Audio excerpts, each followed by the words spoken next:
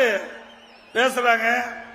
அதிமுக கட்சி 2024 பிறகு இருக்காதான், வேற எங்க போவோம்? அதிமுக எங்க தான் இருக்கா? காணாம போகுமா?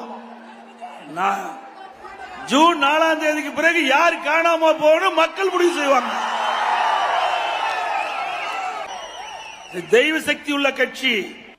இந்த கட்சி யார் அழிக்க நினைத்தாலோ அல்லது முடக்க நினைத்தாலோ உடைக்க நினைத்தாலோ அவர்கள் காற்றோடு கரைந்து போய் விடுவார்கள்.